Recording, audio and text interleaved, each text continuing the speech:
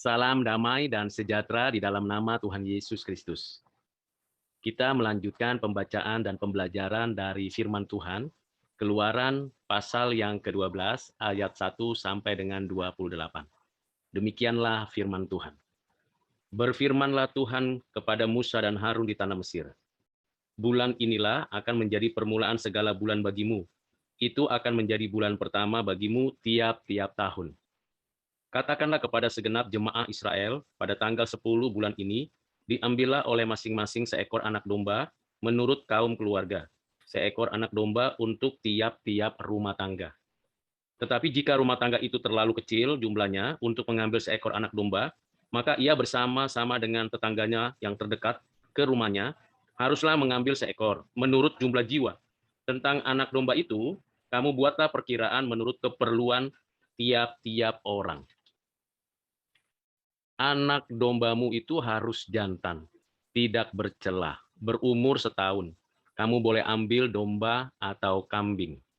Kamu harus mengurungnya sampai hari yang ke-14 bulan ini, lalu seluruh jemaah Israel yang berkumpul harus menyembelinya pada waktu senja. Kemudian dari darahnya haruslah diambil sedikit dan dibubuhkan pada kedua tiang pintu dan pada ambang atas, pada rumah-rumah di mana orang memakannya. Dagingnya harus dimakan mereka pada malam itu juga. Yang dipanggang mereka harus makan dengan roti yang tidak beragi, beserta sayur pahit. Janganlah kamu memakannya mentah atau direbus dalam air. Hanya dipanggang di api, lengkap dengan kepalanya dan betisnya dan isi perutnya. Janganlah kamu tinggalkan apa-apa dari daging itu sampai pagi. Apa yang tinggal sampai pagi, kamu bakarlah habis dengan api. Dan inilah begini kamu memakannya. Pinggangmu berikat kasut pada kakimu dan tongkat di tanganmu. Buru-burulah kamu memakannya. Itulah Paskah bagi Tuhan. Sebab pada malam ini aku akan menjalani tanah Mesir dan semua anak sulung dari anak manusia sampai anak binatang akan kubunuh dan kepada seluruh Allah di Mesir akan kujatuhkan hukuman. Akulah Tuhan. Dan darah itu menjadi tanda bagimu pada rumah-rumah di mana kamu tinggal. Apabila aku melihat darah itu, maka aku akan lewat daripada kamu. Jadi tidak akan ada tulah kemusnahan di tengah-tengah kamu apabila aku menghukum tanah Mesir. Hari ini akan menjadi hari peringatan bagimu.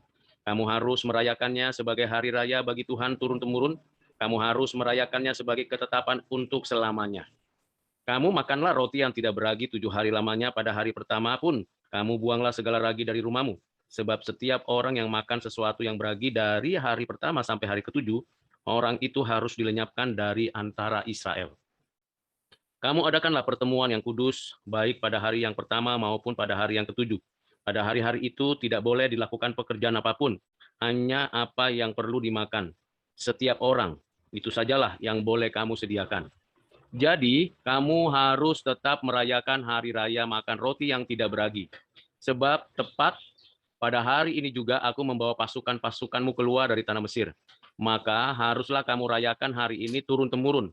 Itulah suatu ketetapan untuk selamanya. Dalam bulan pertama, pada hari yang ke-14 bulan itu, pada waktu petang, kamu makanlah roti yang tidak beragi. Sampai kepada hari yang ke-21 bulan itu, pada waktu petang. 7 hari lamanya tidak boleh ada ragi dalam rumahmu, sebab setiap orang yang makan sesuatu yang beragi, orang itu harus dilenyapkan dari antara jemaah Israel. Baik ia orang asing, baik ia orang asli. Sesuatu apapun yang beragi tidak boleh kamu makan. Kamu makanlah roti yang tidak beragi di segala tempat kediamanmu. Lalu Musa memanggil semua tua-tua Israel, serta berkata kepada mereka, pergilah, ambillah kambing domba untuk kaummu dan sembelilah anak domba Paskah. Kemudian kamu harus mengambil seikat hisop dan mencelupkannya dalam darah yang ada dalam sebuah pasu, dan darah itu kamu harus sapukan pada ambang atas dan pada kedua tiang pintu. Seorang pun dari kamu tidak boleh keluar pintu rumahnya sampai pagi. Dan Tuhan akan menjalani Mesir untuk menulahinya apabila ia melihat darah pada ambang atas dan pada kedua tiang pintu itu, maka Tuhan akan melewati pintu itu dan tidak membiarkan pemusnah masuk ke dalam rumahmu untuk menulahinya. Kamu harus memegang ini sebagai ketetapan sampai selama-lamanya bagimu dan bagi anak-anakmu. Dan apabila kamu tiba di negeri yang diberikan Tuhan kepadamu seperti yang difirmankannya, maka kamu harus memelihara ibadah ini. Dan apabila anak-anakmu berkata kepadamu, apakah artinya ibadahmu ini? Maka haruslah kamu berkata, itulah korban Paskah bagi Tuhan yang melewati rumah-rumah orang Israel di Mesir ketika ia menulahi orang Mesir, tetapi menyelamatkan rumah-rumah kita. Lalu berlututlah bangsa itu dan sujud menyembah. Pergilah orang Israel, lalu berbuat demikian seperti yang diperintahkan Tuhan kepada Musa dan Harun. Demikianlah diperbuat mereka. Berbahagialah kita yang sudah mendengar dan menyimpan firman Tuhan ini untuk kita mendapatkan pengajaran dan menerapkannya seturut dengan kehendak Allah. Mari kita berdoa untuk mendapatkan beberapa pengajaran untuk kita dapat mengerti dengan baik. Mari kita berdoa. Bapa, di dalam kerajaan surga kami sudah membaca firman-Mu, kami mau mendapatkan pengajaran dari firman-Mu, kiranya Roh Kudus menolong kami mengerti dan kami dimampukan menjadi pelaku firman. Terima kasih Bapa, dalam Kristus kami berdoa bersyukur. Amin. Sebelum tulah ke-10 ini dijatuhkan Tuhan atas Mesir, Tuhan mempersiapkan keselamatan yang dikaruniakannya kepada Israel. Ada korban yang dipersembahkan, domba Paskah yang dipersembahkan dan disembelih, darahnya tercurah, darah itu dibalurkan di ambang pintu, di tiang pintu, agar ketika peristiwa penghukuman itu berlangsung, semua orang Israel dalam keadaan diselamatkan. Tentu pengaturan ini perlu dan penting untuk diingat bahwa ada pengganti kematian di antara orang Israel, yaitu anak domba Paskah. Dalam konteks pasal yang ke-12 ini, kita mendapatkan beberapa pengajaran penting. Pertama, Israel diberikan perintah oleh Tuhan untuk mengingat bahwa peristiwa Paskah menjadi awal dari perhitungan bulan, dan itu menjadi perhitungan ganti tahun. Bisa dikatakan ini adalah perayaan hari tahun baru. Paskah bukan berbicara tentang telur atau sesuatu yang kita cari, lalu kita temukan.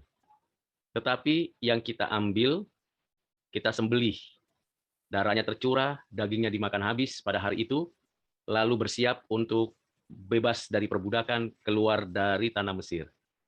Ini adalah pengajaran yang pertama, di mana kita memulai yang baru dengan suatu rancangan Tuhan untuk menyelamatkan kita, untuk mendapatkan kehidupan yang baru, kehidupan yang berbeda dengan yang sebelumnya, tahun yang baru, hari yang baru. Bagian kedua yang perlu kita pelajari adalah bagaimana anak domba itu dipilih dan ditentukan dari antara banyak kambing domba yang tersedia. Tentu ini merupakan suatu pilihan yang dilakukan oleh keluarga demi keluarga. Ada keluarga besar dan ada keluarga yang begitu kecil jumlahnya. Diatur, disepakati bersama, yang pasti anak domba itu jantan, umur setahun, sehat, dan layak untuk dipersembahkan kepada Tuhan. Disembeli, darahnya tercurah, hanya daging yang dimakan, selebihnya dibakar habis. Tidak boleh ada yang susah, yang sisa, dan yang dapat dibawa keluar, dipersembahkan, dimakan habis, dan darah tercurah. Ini sebuah gambaran bagaimana kehidupan kita yang sudah disubstitusi, sehingga kita tidak lagi menanggung hukuman. Itu yang dialami oleh orang Israel ketika mereka mendapatkan perintah untuk menyembelih anak domba Paskah. Kalau kita mengerti tentang arti Paskah, yang artinya melewati atau melintasi, maka sesungguhnya kita dilewati atau dilintasi dari kematian. Kematian karena keberdosaan, kematian karena pemberontakan, kematian karena ketidaktaatan kepada Allah. Namun, di dalam kasih karunia Allah, ada korban yang dipersembahkan, ada korban yang menggantikan kita, dan itulah yang menjadi lambang bagaimana nantinya pengorbanan Kristus menebus, menyelamatkan, memberikan kita kebebasan. Pengajaran ini penting untuk kita sekalian supaya kita menyadari posisi dan situasi yang ada pada kita. Bahwa kalau bukan Tuhan yang menyelamatkan dan memberikan kepada kita pembebasan, maka sia-sialah semua apa yang kita lakukan dan kita keluhkan. Kita hanya berharap bergantung kepada Tuhan yang memberikan kepada kita keselamatan berdasarkan anugerahnya. Pengajaran yang ketiga yang perlu kita perhatikan bagaimana Sesama orang Israel saling tolong-menolong dan tidak ada yang ketinggalan. Yang kecil atau yang besar sama-sama menikmati domba Paskah. Artinya, dalam konteks kehidupan kita, kita perlu berupaya untuk saling melengkapi, saling memberi diri, untuk bisa setiap orang percaya mendapatkan satu kesempatan yang sama, menerima penebusan, menerima berkat, menerima pertolongan. Tidak ada yang tertinggal dari antara kita, tetapi kita sama-sama maju beroleh penebusan. Dan itu yang dikaruniakan Tuhan kepada kita. Pengajaran yang keempat ialah mengenai roti yang tidak beragi. Kita tahu ragi itu mengawetkan. Ragi juga dapat membuat roti itu berkembang atau mengembang dan membuat roti itu rasanya lebih nyaman dan lebih enak. Tetapi pada hari Paskah itu, roti yang kita makan adalah roti tanpa ragi. Betul-betul apa adanya, tepung itu dimakan, diolah hanya seperti yang tanpa ragi, tanpa rasa, dan itu dimakan dengan utuh apa adanya bersama dengan daging itu. Dan tentunya ini membuat badan lebih kuat dan lebih sehat karena tidak ada fermentasi, tidak ada pengembangan pada roti itu, tetapi apa adanya dari roti itu dimakan menjadi roti yang memperkuat fisik. Dan berulang-ulang dalam Keluaran pasal 12 ini ditekankan untuk makan roti tidak beragi. Dan yang paling perlu diingatkan, kalau ada orang Israel yang makan roti yang beragi, maka dia akan dihukum, bahkan dihukum sampai kematian. Dan makan roti yang tidak beragi, itu bukan 1 hari, tapi 7 hari. Berbeda dengan daging anak domba yang dimakan pada hari itu selesai habis. Jadi roti yang tidak beragi sebelum dan sesudah dimakan, supaya itu menjadi kekuatan pada tubuh, dan kemampuan untuk bisa beraktivitas ketika nanti keluar dari tanah Mesir. Pengajaran yang kita perlu dapatkan dari sini adalah kepatuhan terhadap perintah Tuhan. Karena apa yang diperintahkan Tuhan pada dirinya dan untuk umatnya adalah baik. Tidak mencelakakan dan tidak merusak. Mengapa Tuhan tidak memperbolehkan orang Israel makan roti yang beragi? Sepanjang peristiwa nantinya penghukuman Tuhan akan terjadi secara final bagi Mesir, dan mereka akan berjalan menuju tanah Kanaan melewati padang gurun. Tentunya ada maksud Tuhan. Bagi saya, itu berkaitan dengan kesehatan, kenyamanan, dan ketenangan pada tubuh. Sehingga tubuh selama 7 hari sudah dipersiapkan untuk makan roti tidak beragi, dan memperlengkapi diri untuk terbiasa dengan sesuatu yang perlu untuk disesuaikan. Lalu nantinya, kita tahu di padang gurun, orang-orang Israel makan mana, di mana-mana itu seperti roti tanpa ragi.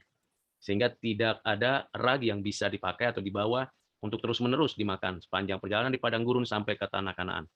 Persiapan dan metabolisme tubuh yang harus dipersiapkan juga, terlebih nanti berkaitan dengan perjalanan di padang gurun, di mana pada malam hari begitu dingin, pada siang hari begitu panas, maka perlu penataan pengelolaan dari tubuh melalui jenis makanan yang dihasup oleh orang Israel.